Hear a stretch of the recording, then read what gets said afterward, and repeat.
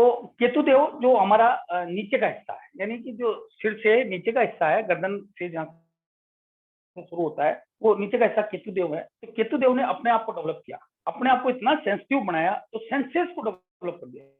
तो six sense that is Ketu. तो जो सेंसेस है, जो संवेदना, तो संवेदना का उच्चतम बिंदु वो केतु देव है ना। इंसेप्शन ऑफ एवरीथिंग, किसी भी चीज का इंटुटिवनेस, महान तप, ब्रह्म ज्ञान, मौन शास्त्र।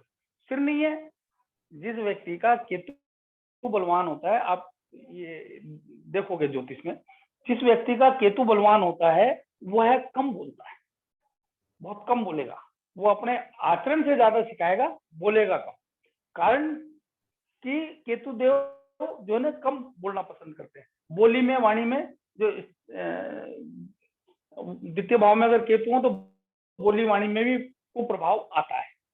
तो पृथकता के कारण केतु पृथकता कर देते हैं। केतु उत्पीड़न, गर्मी है ना, उत्पीड़न, उच्चाटन, बेचैनी, घबराहट। घबराहट किस बात की? मैं कब मुक्त होऊंगा। अब बिना सिर के किसी व्यक्ति को आप जिंदा छोड़ दो, वो कैसा महसूस करेगा? वो चाहेगा यार कब मेरे को मुक्ति मिले, कब मैं इन झंझटों से छूटूं। तो उत्पीड़न, उच्चाटन, बेचैनी।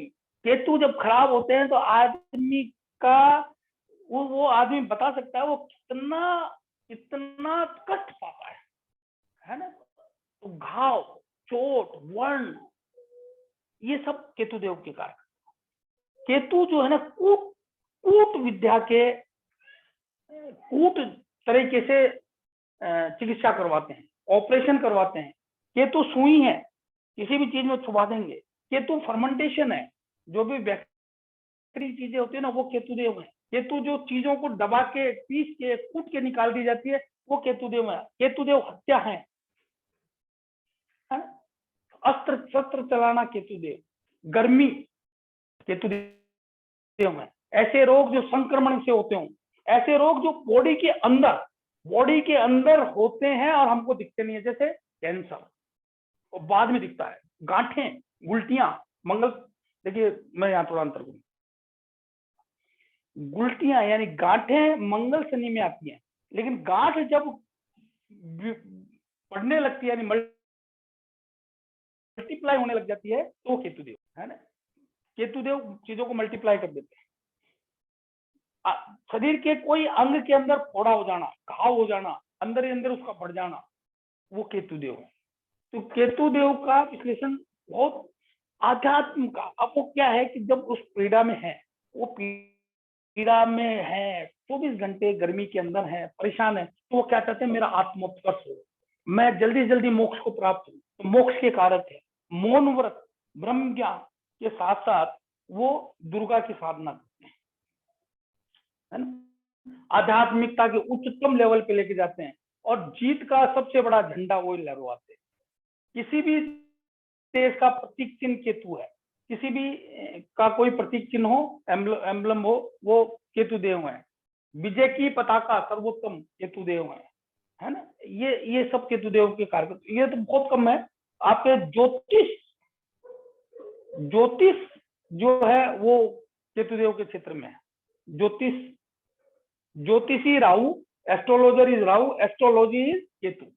दिव्य ज्ञान, गूढ़ ज्ञान, इंट्यूटिव पावर, चीजों को खोद के निकालने की प्रवृत्ति, जमीन के अंदर से निकालने वाली चीजें, जमीन से खोद के जो निकाली जाती, जो सुरंगें हैं, जो खड्डे हैं, वो केतुदेव है ना। ऐसे केतुदेव का विश्लेषण और आता जाएगा, मैं बताता जाऊंगा, बहुत बड़ा है। तो केतुदेव के क्षेत्र में बहुत सारी चीजें आती हैं। सबसे बड़ा हमारे लिए ये है कि हमारी इंट्यूटिव पावर को केतुदेव बढ़ाते हैं। हाँ, रूप, ज्ञान और धन। ऋग्वेद में वर्णन है कि रूप केतु क्या देते हैं, हम वो क्या चाहते हैं आदमी में। आप देखो कितना वर्णन है कि केतु रूप देना चाहते हैं। तो जिस व्यक्ति के लगन में केतु हो या लग्नेश के साथ केतु हो, रूपवान होता है। उसके जो कट्स है ना, आप कहोगे अरे क्या कट्स हैं, जो वो होते हैं ना, वो केतुदेव है ना। वो उसके उसके बॉडी का जो स्ट्रक्चर है ना वो अबनॉर्मल नहीं होगा, बहुत शानदार, तो वो केतु देव है। ज्ञान, विचारों की उत्पत्ति, सोचना, सेंसेशन ऑफ टेस्ट, स्वाद का सेंसेशन केतु देते है ना, और ज्ञान, ये 3 चीज केतु देव देते हैं। ये ऋग्वेद में वर्णन है ना, इसलिए केतु देव का बलवान होना बहुत जरूरी है। इसके अलावा बहुत सारे, जैसे मैंने धातुओं में बताया आपको, तो वो सब आप रिलेट करिएगा। राहु और केतु देव को नैऋत्य कोण का आधिपत्य दिया गया है। जो नैऋत्य कोण होता है, जो साउथ वेस्ट का कोना होता है, वो केतु देव के, राहु केतु देव को उसका आधिपत्य दिया गया है, राइट। और आते जाएंगे, मैं बताता जाऊंगा। कारकत्व तो बहुत आएंगे, बहुत, मैं आपको एक एक कुंडली पे बताता जाऊंगा। केतु को नाना नानी का कारक भी कहा गया है ना। फिजिकल इनका कुछ नहीं है, तो इनको किसी राशि का स्वामित्व तो नहीं दिया गया है, जैसा मैंने अभी कोई बताया भी नहीं आपको, उच्च और नीच राशियां कही गई है, और इनकी फेवरेट राशियां मैंने आपको बताई है। तो ये चूंकि इनको किसी राशि का स्वामित्व नहीं प्राप्त है। अब मैं इनके बारे में, राहु देव और केतु देव का प्रिडिक्शन में कैसे यूज होगा, कैसे इनको गणना की जाएगी, उसके बारे में मैं आपको अगली कक्षा में विस्तृत रूप में समझाऊंगा। तो अभी मेरे को लगता है टाइम काफी हो गया। अगली कक्षा में मैं आपको विस्तृत रूप में समझाऊंगा, और वो हम लेंगे day after tomorrow, right. Hello hello, yes sir. जी सर, बिल्कुल। या अभी लूं? आप लोगों का क्या है सोच? नहीं, नेक्स्ट में ले लें सर, नेक्स्ट में ये बहुत लीजिएगा। ज्यादा है, जी सर। बहुत हैवी हो जाएगा, और वो विलक्षण चीज रहेगी, उसमें मैं बहुत कुछ बताने वाला हूँ, बहुत। तो क्या आप राहु देव और केतु देव से आज साक्षात हो पाए, थोड़ा उन तक पहुंचे? सर राहु देव, हेलो सर मेरा एक क्वेरी थी सर। सर राहु देव के आपने बोलिए। सर शुभ कारक समझने में थोड़ी सी मेरे को कमी रही, मतलब कि राहु देव के शुभ कारक क्या क्या रहेंगे? मैं उनके नेगेटिव एस्पेक्ट्स ही जान पाया। राहु तीर्थ यात्रा कराते हैं, पायलट बनाते हैं, आविष्कारकर्ता बनाते हैं, रिसर्चर बनाते हैं, डिस्कवरीज कराते हैं, अलौकिक विद्या, सिद्ध विद्या, गूढ़ विद्या देते हैं, एस्ट्रोलॉजर बनाते हैं। आदमी को राहु देव जो है ना, वो चर्म रोग का डॉक्टर बनाते हैं, संक्रमण का डॉक्टर बनाते हैं, है ना। राहु देव जो है व्यक्ति को आर्किटेक्चरल स्किल देते हैं। राहु देव जो है आदमी को योद्धा बनाते हैं, है ना। ये बहुत सारी चीजें राहु देव की पॉजिटिव। राहु देव पायलट बनाते हैं, व्यक्ति को नवो यात्री बनाते हैं, विदेश में मान सम्मान दिलाते हैं, विदेश लेके जाते हैं, विदेश में बसाते हैं, है ना। तीर्थ यात्राएं कराते हैं राहु देव। राहु देव जब बलवान हो तो वो दुनिया में उससे, उस आदमी से कोई नहीं जीत सकता, क्योंकि वो जब तम को सारे को खुद रोक के बैठे हैं और वो बलवान हो गए, तो उनसे कौन जीते। इसलिए उनको सर्प की उपाधि दी गई है, सर्प, वो महाबलशाली सर्प, है ना। तो विष के कारक भी राहु देव है, तो विष से जितनी भी औषधियां बनती है, जितनी भी दवाइयां बनती है, वो राहु देव है। विष के जो भी उपचार होते हैं वो राहु देव है।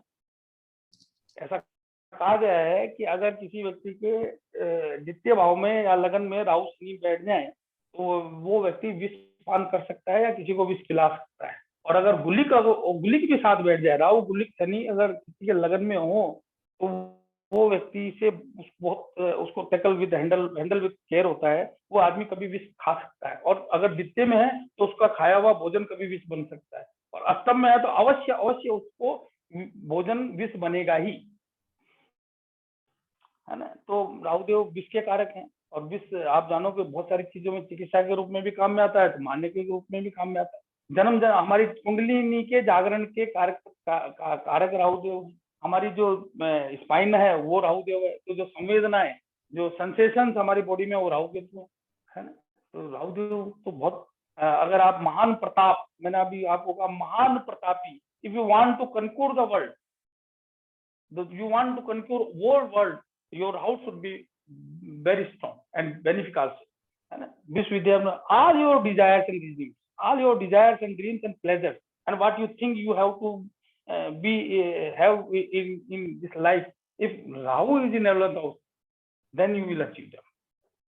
11th हाउस राहु आदमी के सारे मनोरथों को पूरा करता है, बस अगर वो जागृत नहीं है तो जागृत करने की देरी है। तो ये राहु देव तो अल्टीमेट द पर्सन बिकम, जल तल में होने वाली हर घटना उनको पता होती है, उसकी इंट्यूटिव पावर इतनी तगड़ी होती है कि वो सूंघ के बता सकता है कि व्हाट इज गोइंग ऑन, है ना। तो राहु देव का बलवान होना तो अत्यधिक आवश्यक है ना। तो on the contrary Rahu Ketu देव के सारे कारक तो लगभग एक जैसे रहते हैं, है ना। कुछ चीजें वहाँ थोड़ा सा गर्मी का प्रभाव ज्यादा है ना। तो केतु देव भी ये सब चीजें लेके चलते हैं, केतु देव भी ये सब चीजें लेके चलते हैं।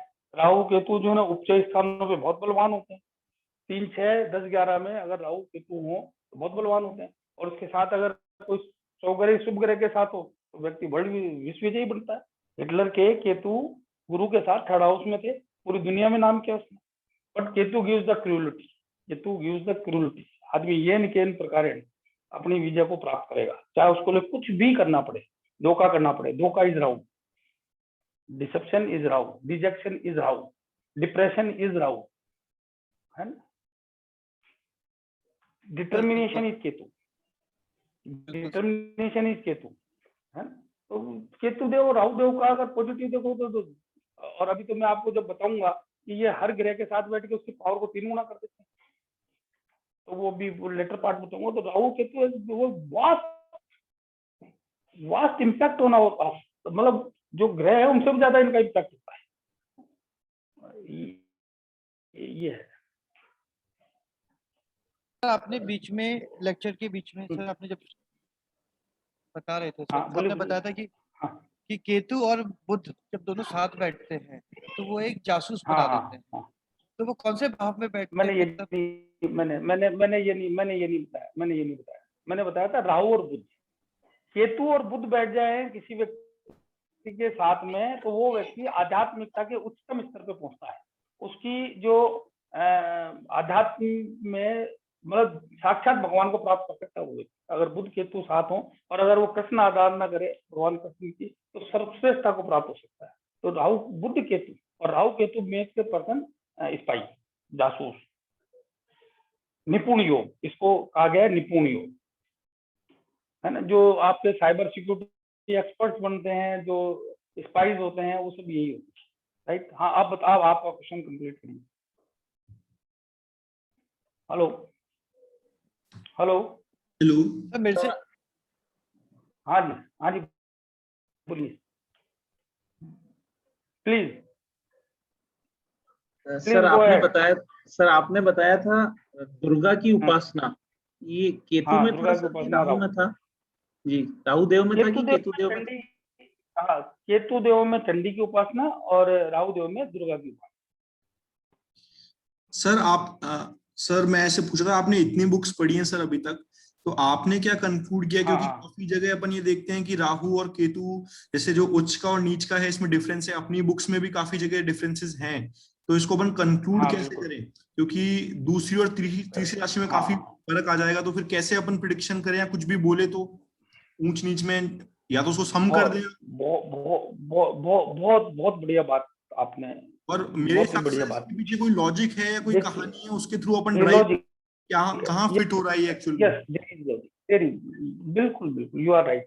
मैंने अभी आपको बताया कि राहु की मैंने स्ट्रेस दिया 3rd मिथुन राशि पे, है ना। मिथुन राशि पे राहु के, तो मैंने आपको एक बात बताई कि चेतना का उच्चतम बिंदु जो है ना बुध है और चेतना का निम्नतम बिंदु राहु है, और इन दोनों का योग, तो बुध की जो मिथुन राशि है, तो मैं चक्र में भी बताऊंगा आपको, तो उन दोनों के मिलन से मेरा ऐसा मानना है, अगर बुद्धि के संबंध में यानी बुध से रिलेटेड चीजों के संबंध में आप जब विश्लेषण करने जाए तो राहु का बुध की राशि में होना सर्वश्रेष्ठ। लेकिन अगर वो मैरिटल लाइफ में, आमोद प्रमोद में, मौज मस्ती में, यानी शुक्र से रिलेटेड बातों में जाए तो आप उसमें आप शुक्र की राशि में उसको वो कर सकते हो। यानी कि शुक्र की राशि में वो शुक्र संबंधी चीजों को देते हैं, लेकिन एक कोई व्यक्ति जो भगवान को पाना चाह रहा है, आध्यात्म में जाना चाह रहा है, ज्योतिषी बनना चाह रहा है, उसको शुक्र का उच्च नहीं माने, उसको बुध में माने। ये आपको आशय ये है कि आप ये माने कि शुक्र यानी वृषभ राशि में और मिथुन राशि में दोनों में राहु अच्छा परिणाम देते हैं। कारण क्या है कि शुक्र की राशि क्यों कही गई? दूसरी राशि जो है ना वो स्थिर राशि है, चलना पसंद नहीं करती, आप एक स्थान पर रहना चाहते हैं, है ना, खुश रहना चाहते हैं, आनंदित रहना चाहते हैं। शुक्र की राशि है, सबसे कम लेस मूवमेंट चाहती है। और चंद्रमा से राहुदेव की उत्पत्ति है ना, और वो चलायमान है। तो जब उनको स्थिरता मिलती है तो वहां वो सुकून महसूस करते हैं, वहां सुकून महसूस करते हैं। इसलिए कई लोग उसको वृषभ में मानते हैं। और बुद्धि का चूंकि मामला है तो बुध के साथ उनको मानते हैं, क्योंकि वो चेतना के बिंदु को जोड़ते हैं सूर्य से। क्योंकि सारा जो कुछ बना वो बना ही किससे? सूर्य के प्रकाश और चंद्रमा की वजह से तो हुआ। तो आप देखोगे कि जो इनर प्लेनेट है, आपने बहुत अच्छी बात पूछी है, इस पे आप है ना, अब ये मैं आप पे छोड़ूंगा।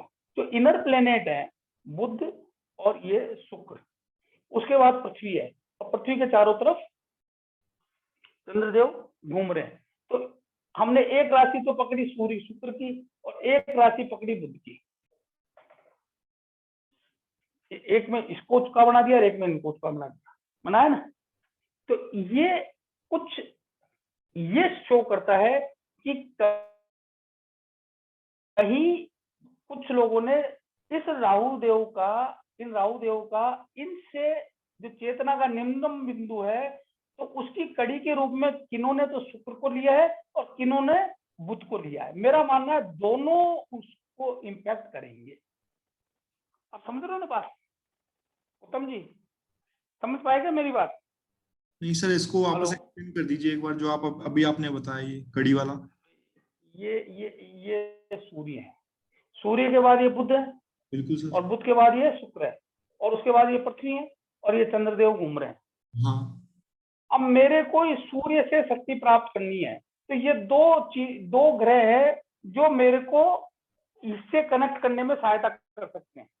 अब कुछ लोगों का मानना है कि शुक्र के थ्रू मैं कनेक्ट होता हूं तो मैं जवान हूं, और कुछ लोगों का मानना है कि भाई पृथ्वी के पास सूर्य के पास बुध है तो मैं उससे कनेक्ट हूं, तो उससे फायदा है। इसलिए दोनों को ही उन्होंने अपने अपने तर्क आधार पर दे दिया, उच्च और नीच। ठीक है, क्लियर हुआ?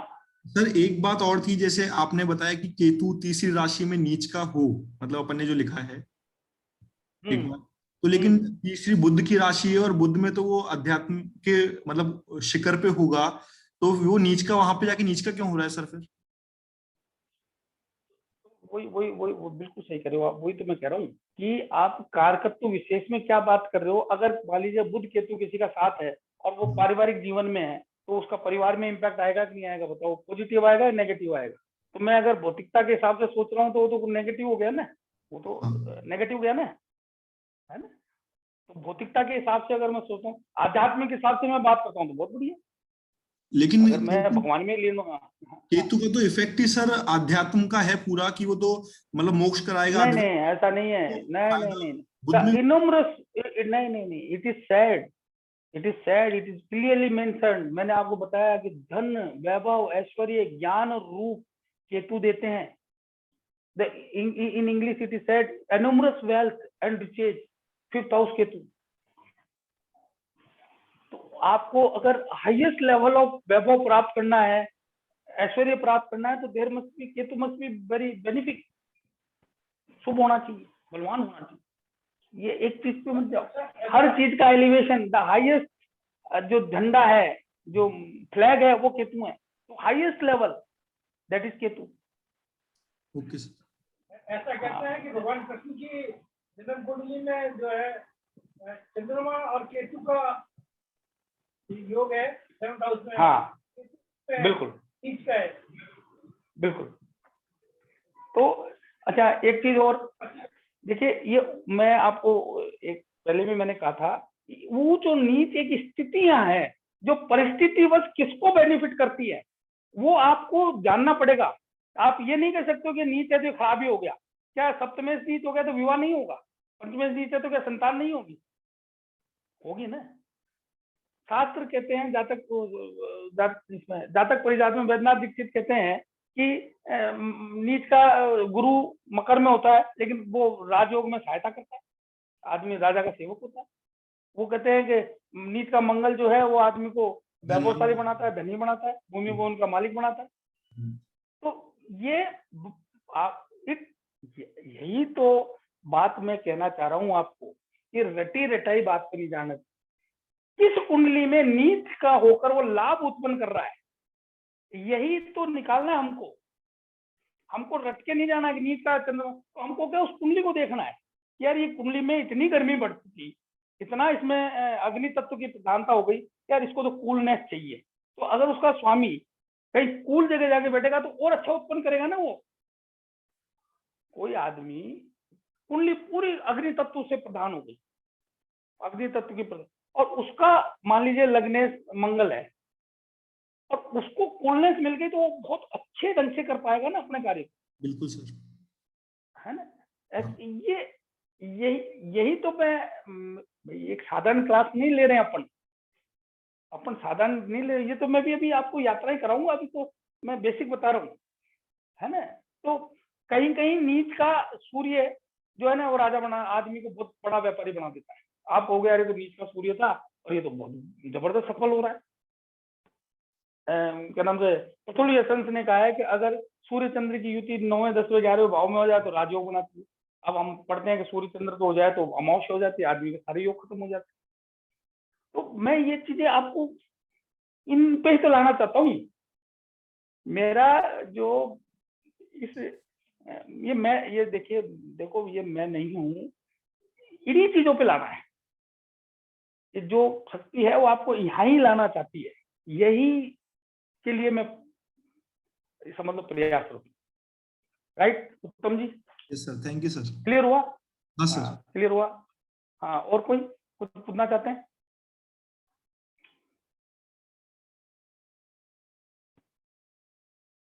बेझिझक पूछिए, उससे ये होगा कि आप तो तैयारी कर रहे हो, कुछ पढ़ रहे हो, आपका दिमाग कुछ कर रहा है, उसमें कुछ चल रहा है।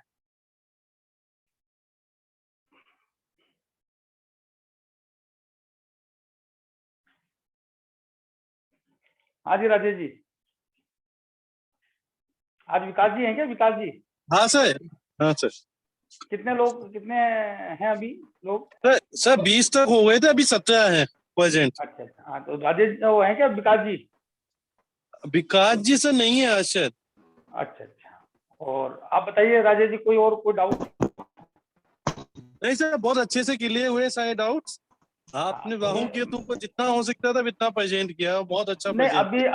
अभी तो मैं प्रिडिक्टिव एस्ट्रोलॉजी में how we will use them, वो मैं आपको अगली क्लास में बताऊंगा।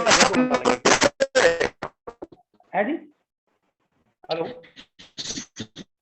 हेलो, मेरे प्रिय शिष्यों, मेरा आप लोगों से यही निवेदन है कि हमको जो तथ्य हैं, जो ज्योतिष की छुपी हुई चीजें हैं, उनको निकालना है, उन पे काम करना है, और हमको सर्वसिद्ध ज्योतिषी बनना है। हमको रटी रटाई किताबें पढ़ पढ़ के, आप एक जगह पढ़ोगे कि शुक्र छठे भाव में बहुत शुभ होता है, उत्तरा कालामर्थ में कालिदास जी कहते हैं बहुत बढ़िया, शुक्र छठे भाव का बहुत उत्तम होता है। वहीं आप कोई पाराशरी पढ़ोगे तो वहां लिखा हुआ है कि सब शुक्र जो है ना छठे भाव को व्यभिचार योग उत्पन्न करता है। किसी और किताब में आप जाओगे तो कहेगा शुक्र जो है छठे भाव का बहुत खराब होता है ना, क्योंकि उसकी बुध की छठी राशि आती है और छठी राशि में शुक्र नीचस्थ होते हैं, है ना, तो वो बहुत खराब होता है। अब ये कुंडली टू कुंडली डिफर करेगा। मैं वो बारीकी आपको, उस बारीकी से मुलाकात कराना चाहता हूँ, उस बारीकी को स्पष्ट करना चाहता हूँ कि वो कब करेगा, कब ऐसा इम्पैक्ट होगा। वो एक सामान्य नियम है कि शुक्र जिस भी भाव से 12वां होता है उसकी उन्नति करता है, तो छठा शुक्र सप्तम भाव को बढ़ाएगा।